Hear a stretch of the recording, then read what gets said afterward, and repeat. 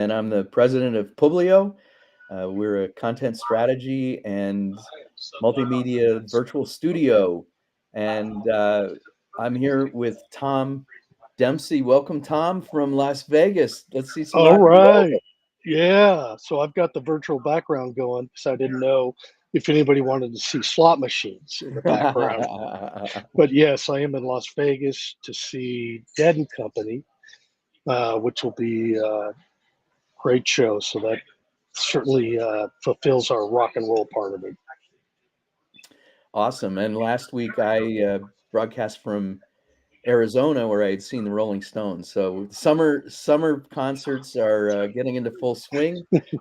We have a great show today with Rob Weiss, who I've known for about 10 years.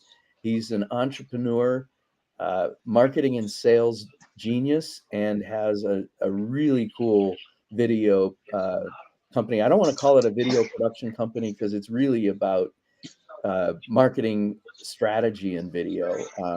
It's much more than just a production company. And I'm really excited to introduce you. Rob, welcome. We don't hear you. There you go. There you go. Welcome. You get two introductions. Welcome, Hello, Rob. everybody. Yeah, and just to bounce off the concert experience, going to see the Rolling Stones next week. So, All Awesome. right. All Yeah. right. Where? in Jersey at well, it's Giant Stadium to me. It will never be MetLife Stadium. So, That's great. yeah. So you are in New York City? I'm And in New York City. Yeah, north of New York City right now. So, yes, definitely. Tom's in Vegas and I am out in Denver. So streaming to you live. This is really wonderful to have you. Why don't you set the stage, Rob? Tell us a little bit about yourself and your company and how you got into this business, because you've been in it for a long time, and it seems like the market's like coming to you now. Thank you very much for that. I hope so. Yeah, we've been trying. You know, video is on the adoption curve, similar to way websites were back in the day, email marketing was back in the day, SEO and social. Those things, of course, everybody does those now. Of course they do. Years ago, they didn't do those things. That's FYI here. I'm hearing some background noise. Like, Yeah, we hear it. Tom, is that you? I'm in a kind of a quiet place, but I'll tell you what, I'll mute until I speak. All right. okay. Yeah, that took care of Yeah, it. definitely him. Yeah. That's Vegas, baby. What's happening? That's what happens when you go live, right? So, But so just what to kind of happens in reiterate, Vegas? I'm sorry. Go ahead. I was going to just to make a joke. reiterate, like all those digital marketing tactics were once new, but everybody does them now, and it's undisputable that everybody does those and invests in those and spends time with those things. And video is on that trajectory. I still feel like on a scale of 1 to 10, we're probably about a 3 or a 4 now, which is certainly different than it was a couple of years ago when it was a 1 or 2. But in the next 3 or 4 years, like more and more people will be getting started with video or doubling down with video. And I run across people now that they're doing a lot of video, but just not with a very strategic focus with video. And I think we'll talk about some of these things, later.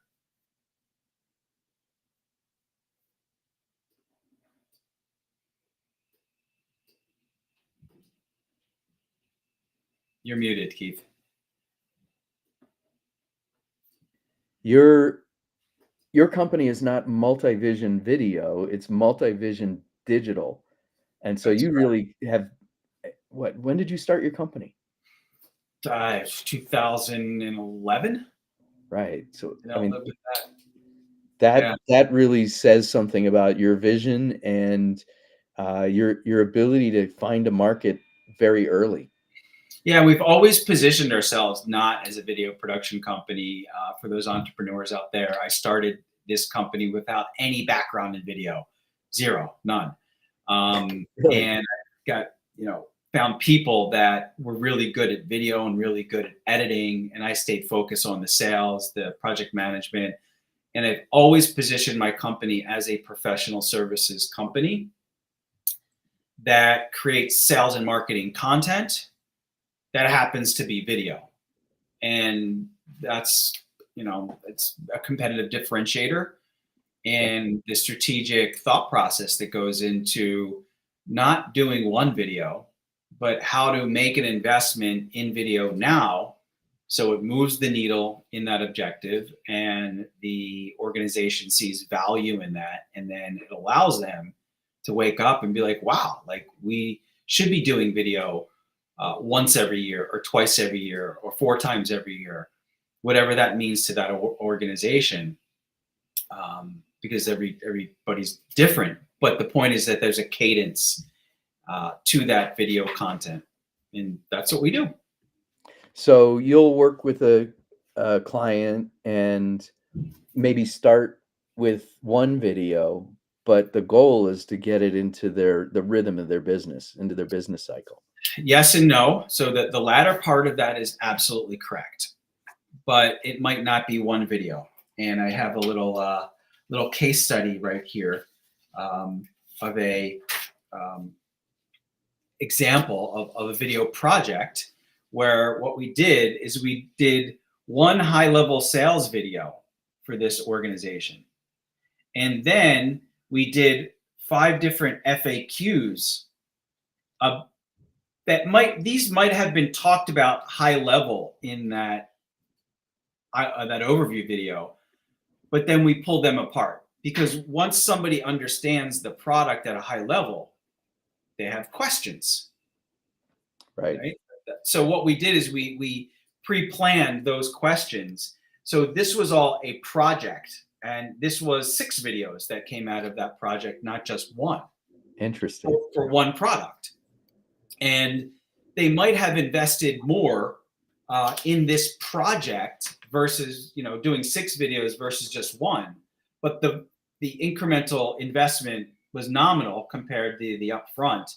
And it gave them the whole package of information that a buyer needs to understand at a high level what it is, and then answer some of their questions as they went through the second stage of the sales process to then convert into qualified leads.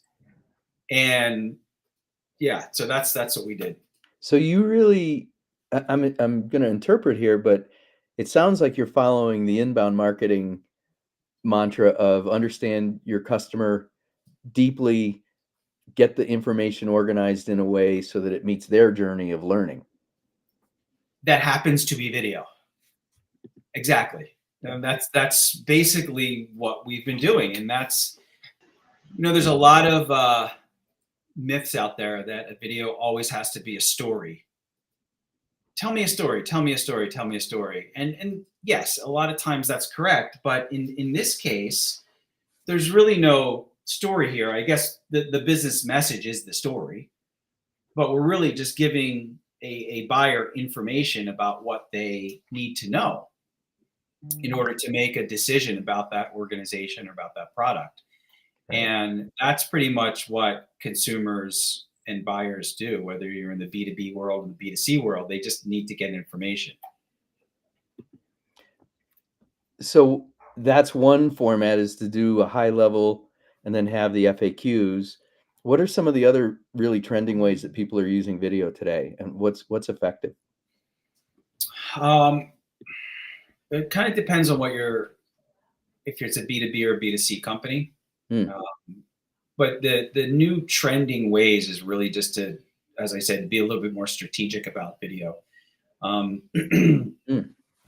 how, I guess, how you create video hasn't really changed, but the strategic thought process that goes into video and making sure it's deliberate and integrated into your marketing process, sales process, social media process, recruiting process, training, post client acquisition training process. Those are all ways that you can implement video.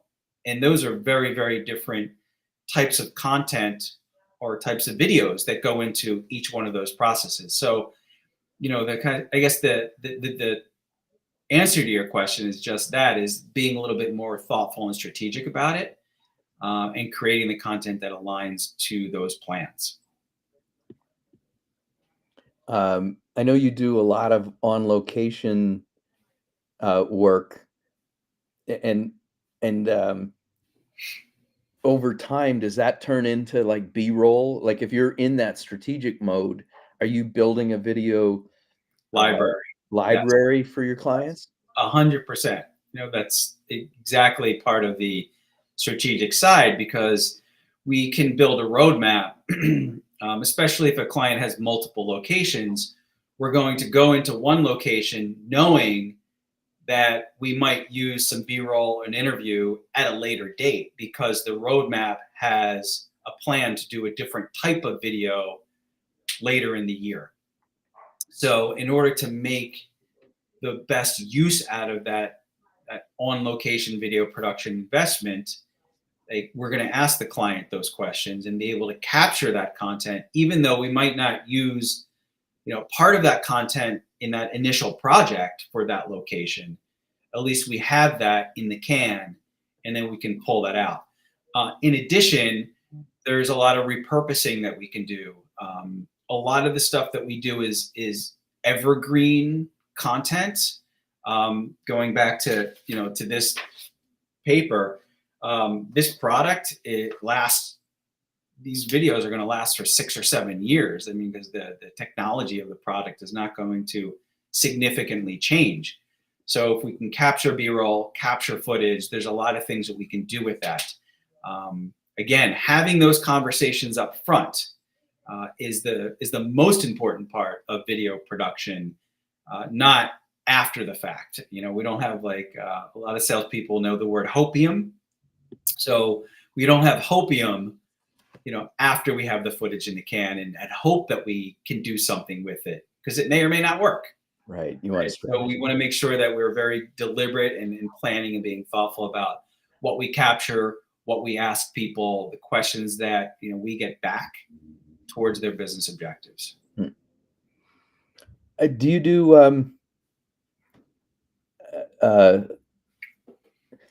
discuss some of the formats? I was trying to think about one, but then that made me actually. There's probably multiple, like one-on-one interviews where the interviewer's off camera and the executive's there, or the executive's interviewing a customer, or talk about the different kinds of formats that you see people using today. I think that's probably, rather than saying formats, I think it's more about business objectives, right? So an executive interviewing a client would be a case study or a testimonial, or it could be something for PR purposes that might be like this, right? You've got two people kind of talking and engaging. Whereas we could also do a customer testimonial or case study without that executive asking questions, where it's me as a director asking that client questions, and really just we see the client on camera talking about that organization, about the problems, solutions, and results of that effort with B-roll and stuff like that. So I think it goes back to the business objective, and then you carve out what you need for that initiative. Rob, is part of the objectives is to make it as interactive as possible? Do you see that plays any differently than just having one person talk about business objectives or particular topics? I guess define interactive, right? Because for me, an interactive video means that you can click on it, that you can maybe go down different paths. It'll present you, would you like to talk about product A or product B? And allow the user to click and then go down that path because they care about product A or product B. That's interactive to me. And that's very few and far between with video, because the software really just hasn't developed. There's instances of that. It's been the dream, but it's hard. Been around for a while. Yeah. But I started out at IBM. They were pushing laser discs for that. yeah, so it's been around for a while, but the execution of that really hasn't come to life at the moment. Here we are in 2024. Not to say that won't, because video is just zeros and ones. But I think what you're asking is the interactivity of maybe like this is the engagement factor of video. So rather than say interactive, it's more engagement, and video is engaging. It is the most engaging form of content on a digital in our digital lives, but also in presentations. If I were to go in front of people and I were to put up a PowerPoint slide and just start clicking through that PowerPoint slides, I guarantee you people are going to be looking at their computers and looking at their phones. But if I played a video for a minute and a half, everybody's watching. So the engagement factor is so much higher with video. So going back to your kind of your ask, it's about creating the right content for the objective, and whether that's a talking head or motion graphics or a combination of such, whether it's an on-location shoot or a remote shoot, get the right content for the right business objective. And sometimes it's the story, sometimes it's not. A lot of our interaction is through LinkedIn, right? And so I get to see your content quite a bit, and it's not about the technical is a given. What I see you really do is help people use this medium for storytelling. Tell us a little bit about your approach to working with people who don't know the medium. They're showing up to the studio or they're showing up on location. How do you get people to tell stories? Well, if we don't do our pre-production on understanding what the message is, understanding what the story is, understanding what the business objectives are, we don't show up. Right? We want that to be locked down on paper. So, I'm just going to pull this up again, right? We knew before we went in there, we had this all in a document, right, that talked about the high level, what it is. We drilled down on each one of these 5 and had bullet points in each one of these 5. And we knew that, Jim was going to talk about this, and Matt was going to talk about that, and Josh was going to talk about that, and Jim was also going to talk about that. So we knew who were the experts at the company that were going to talk about what, and they knew it too. We also knew what types of B-roll we were going to get to tell that story or provide that information. So pre-production is the most important thing when it comes to video, and the rest is just execution. And that's the secret sauce, is the execution. But without the pre-production and the knowing where you're going, we don't show up. So what is it?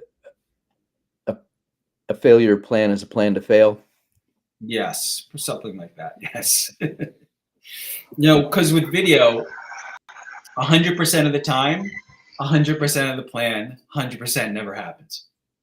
Right. So we need to be very agile with what we get, what we can get, but we've got the plan. So my job is, and my team's job is, to make sure we get what we need to then deliver those business objectives.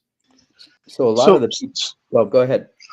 Well, no, I was just going to say, so in pre-production, you're really outlining what the customer wants to focus on and what the business objectives are. And in post-production, you're taking snippets out as much as you can to be able to go back to pre-production and say, okay, we wanted to cover these specific points. So, let's get vignettes on each one. Is that typically how it works? Yeah, kind of, yes. We have the messaging in pre-production. We know who's going to say what and what we need to capture. We go out, we execute, and then in post-production, it's just a matter of putting the puzzle pieces together, in a way that that works for that final deliverable. And again, that's part of the secret sauce, because we never know what we're going to get, if it's going to be raining out, if somebody's good on camera or not great on camera. Maybe, something's broke, doesn't work. Like there's, 1,000 things that could go wrong that we have to compensate for, and to make decisions on location to then be able to put the puzzle pieces together. You talked a little bit about whether somebody's good on camera or bad on camera, I think was how you said it. Mhm. Working with executives who don't, they're not trained, they don't have media training. You're working with them for the first time. What's the difference between having to memorize your lines and setting up a scenario where somebody's talking off the top of their head about Well, topics they know? we, How do we you never handle we never want them to memorize their lines, because going back to this, all these people that we interviewed for these product videos, they talk about this stuff every single day of the week, whether it's on Zoom calls, face to face, at trade shows. it? Right. So we're all professionals, and the only thing that I want to do is to make sure that professional knows what they're going to talk about when they're in front of the camera, and that's the starting point. They don't need a script for that. I.e., case in point, right now, you're asking me questions. I might not be perfect, but it's what I do for a living, and I don't have a script, behind me. Right. So, but we did pre-planning. We kind of know generally what the questions are going to be, right? We know what the flow is. And that's the same thing with video. And part of my job is to make sure that executive does come across and does sound professional like they are in person. Right. And when you see somebody, again, going back to the beginning of the conversation, where the goal is to get into a cadence of doing videos a couple times a year, or at least once a year, the more videos you have over time, you see that person in a suit, in a polo shirt, little scruffy, long hair, short hair, in a dead shirt, like all these different visions of that person, but they're being professional, and they're providing the information that somebody needs to know to be informed and to make a business buying decision at some point. And that's the ultimate goal. It's not to be perfect, but just to be real. So before we move on to rock and roll, Tom, if you have any other questions, I have one more. You got anything, Tom? Sorry, I'm on mute just because of the stuff behind me. But Right. no, go ahead, Keith. Yeah. So over the last several years, my path, Rob, has been around using content that you produce and others produce and building a inbound marketing program around it, right? And that means you need a feedback loop. And I know a lot of what I've seen in your writing and videos on LinkedIn. You talk about the strategic nature, and when a media company has a TV show, they get feedback from Nielsen. How do you work with customers to bring the viewership back to them so they see the progress they're making? Talk a little bit about how you close the loop on the strategy. Mm-hmm, mm-hmm. Well, that's the marketing side. We have a methodology called a video first marketing strategy, which is just that. So it takes the video, and then you start to derive all the ancillary pieces of content that a marketer would need, i.e. blog posts, social media posts, email nurturing campaigns, on the web pages itself, potentially press releases. This whole series, which is informative, could be given to an industry publication potentially. So there's a lot of ways to leverage that video or multi-purpose that video, repurpose that content in different digital channels. And because it's digital, there's tracking there that can happen, from view rates to engagement rates, to time watched, to landing pages, to seeing how SEO play, or how video plays a role in SEO in terms of the pages that have video versus the pages that don't have video. Over time, those are going to rank higher because the dwell time will be higher. So that whole kind of marketing side does take a little time, obviously, because you need to put that into distribution and you need to get those, pieces of feedback over time. But it's a very valuable exercise to show that video is moving the needle, and that's the next step with video. That I have a couple clients that are really doing that well, not a lot, because as we said before, video is still early on the adoption scale, and I'll make this analogous to websites. People built a website. They didn't really have any money or experience in marketing that website. Right. And they're like, oh, wait, I have a website. Wouldn't it just work for me? Like, no, I really need to market that. So it's the same adoption curve with video, is where, people are starting to realize that they have a video. They do need to put a little money aside to then, or time if they're doing it internally, to then use that video to repurpose it, to market it, to get into the channels that they need to affect. Well, I do come at this from the marketing side, and my question is very parochial, but it's now to the point, and it's not experimental, but you literally connect your video to your CRM. Yeah, right? You can do that. Yeah. And it really is the setup that you've been describing that enables you. So within your Google Analytics, where you see the traffic to your pages, you then look within your HubSpot reporting and see which customers were watching. And now you can nurture those customers because 15 people watched that video, and you can send out a personalized email to 15 people who have watched that email or have requested more information after watching a video.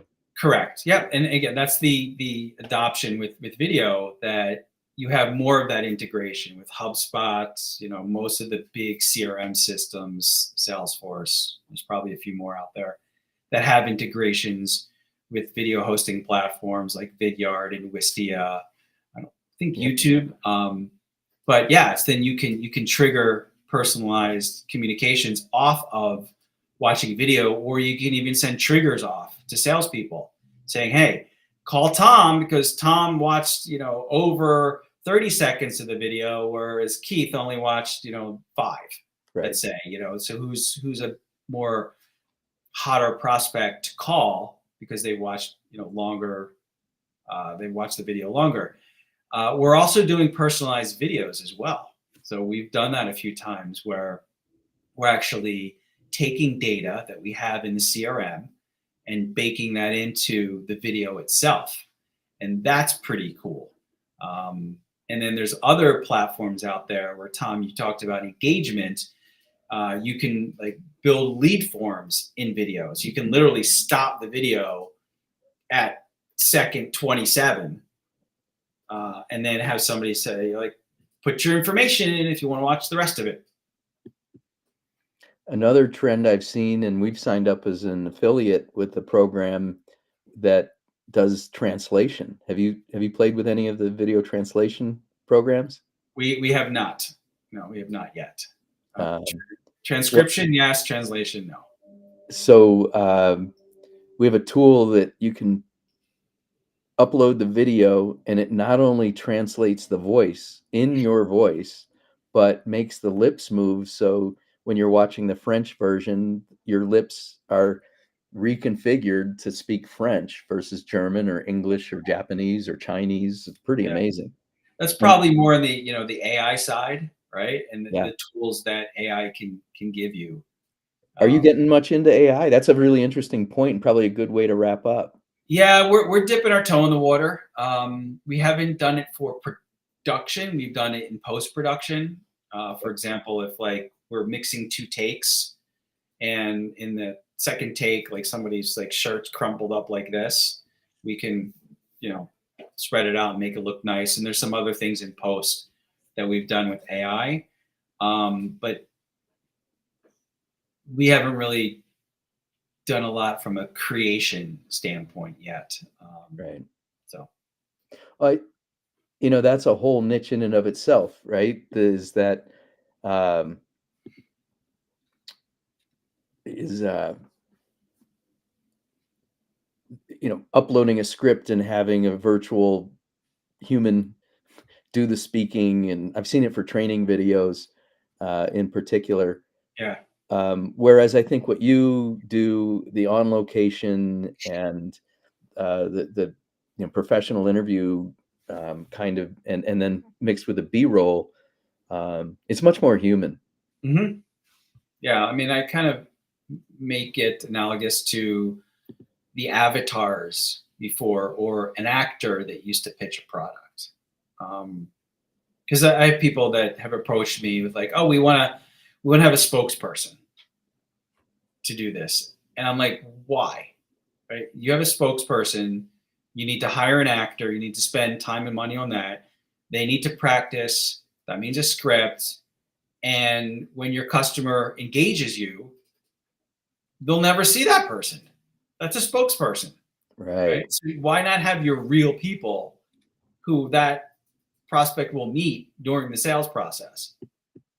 Do the videos, and then We they had, are like, "Oh, okay, you're right." yeah, we had Kevin Perlmutter on, who's a mutual colleague, and he talks about the emotional side, and I was just listening to you. It's like there's no better way to convey that emotion than using video. And B2B, he used the example of a supply chain software company he worked with, where it wasn't about the features and benefits and competitive, relative to the competition that were better software. It was, we're selling confidence.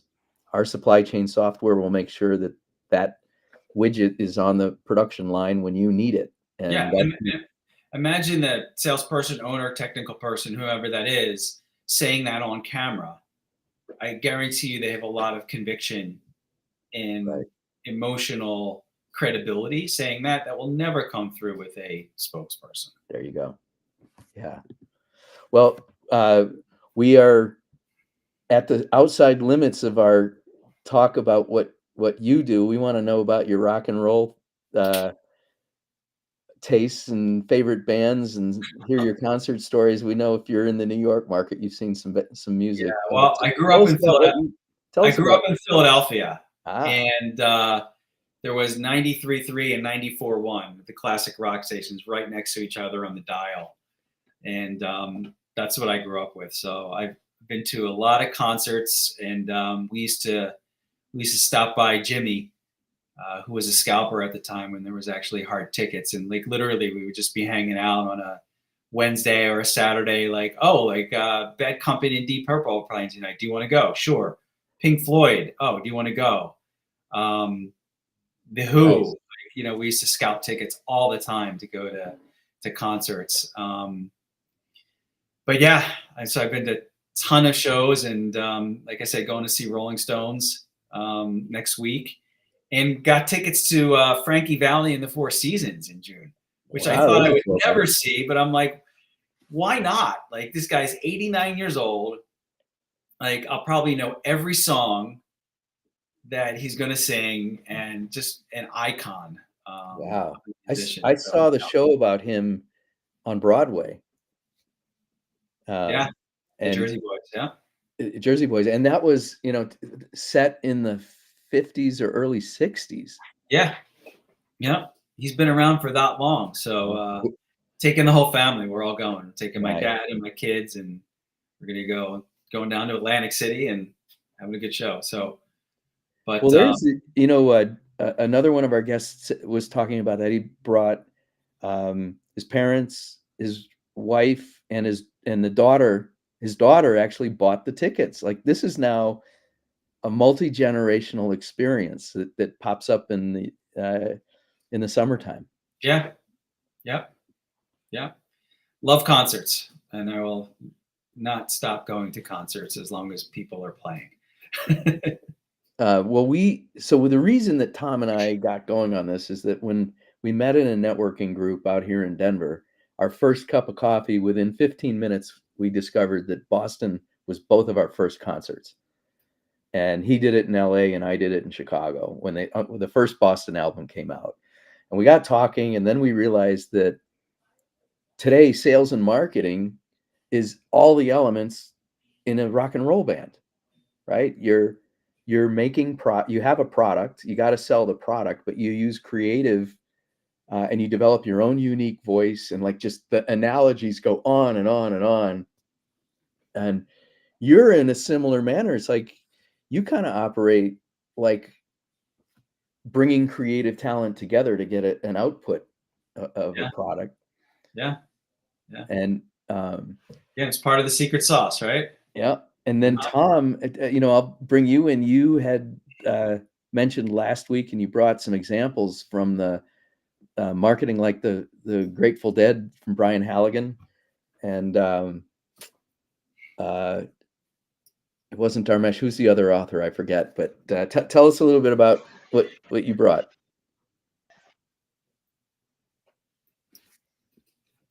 You there, Tom? So connection issues, I guess. Yeah, we've lost Tom. All right. There. Sorry. Can you hear me? Yep, we hear you. Can you hear me, Keith? Yes, sir. Oh, good. Okay. Well, being in Las Vegas to see the Grateful Dead, their Dead and Company, it reminded me of a book I read a number of years ago.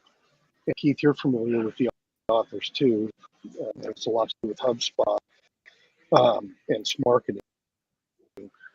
But there are 19 principles that exist that it's marketing of the Grateful Dead and how unique done over the years really is. So there were just three that I thought I would mention that really sort of stuck out in my mind as I reread and went through this again. The first one is experiment relentlessly. And improvisation has a lot to do with what the Grateful Dead have done, both individually and as a band. And whether you like the 20-minute jam, it's experimenting and it's trying new things. And every company should heed the same. It's time to improvise sometimes. It's time to experiment. It's time to try something new or whatever it happens to be, but experimentlessly. Well, the second one is establish new categories. The one really that set the Dead apart is that it's not just a rock and roll band. It's a mixture of and a fusion of a lot of different types of music.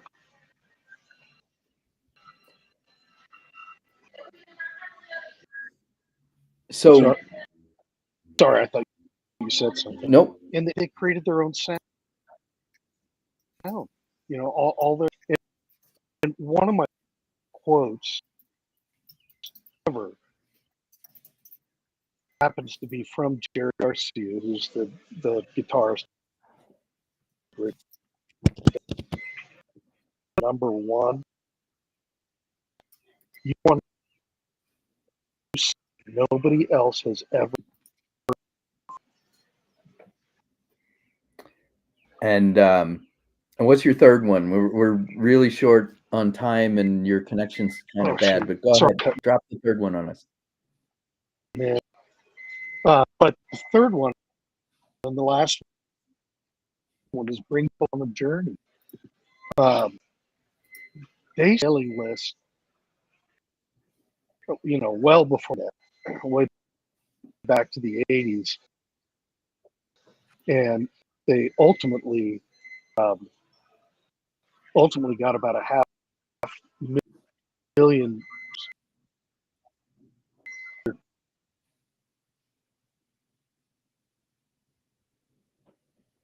His connection's really Yeah, bad. yeah, we lost him.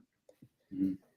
Well, Rob, let me weigh in with you. Uh, be willing to experiment, create new categories. Um, those are all about innovation.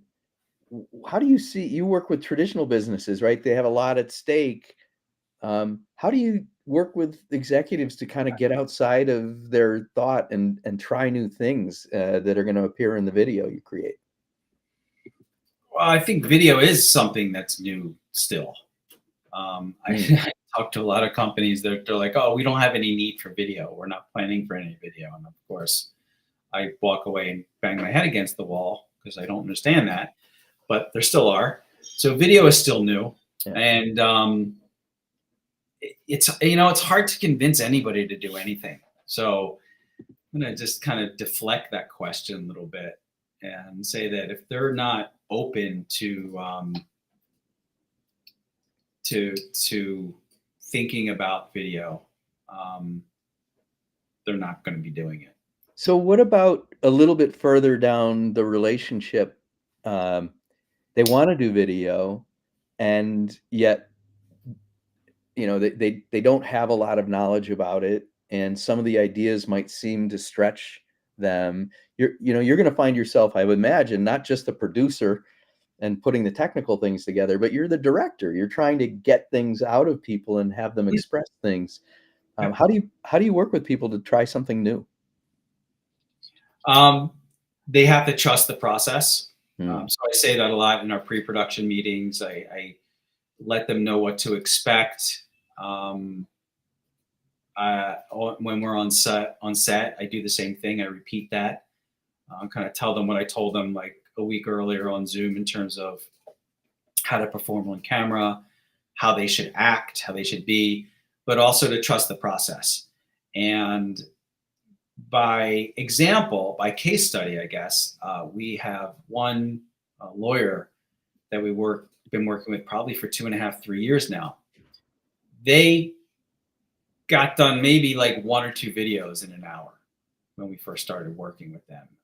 The last time we shot, we did 5 in an hour because again, we did all the preparation. That person, we've been working with them for a couple of years. He knew the process. He understood. He learned how to be in front of the camera and trusted the process because then he also saw what the deliverables were and what we did with that content Right. of him on camera. So the first time you're on camera, you don't know what to expect in terms of seeing yourself in that final video. So you need to trust the process. You need to trust us, and understand that we're not looking for perfection. We're just looking for somebody to be who they are, giving information. Um, and even what you see on TV and in the movies, there's multiple takes, there's multiple cameras, and that's the secret sauce is to do those cuts and do the creative stuff that that we need to do as a video production company to give back what we need to for that client.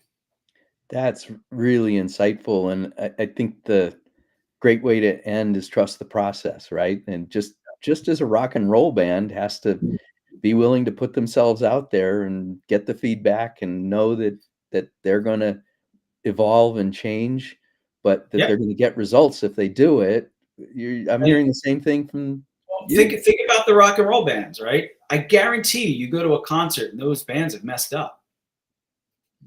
And they know they messed up, but you don't know they messed up because they play right through it. That's right. And that's the sign of a professional.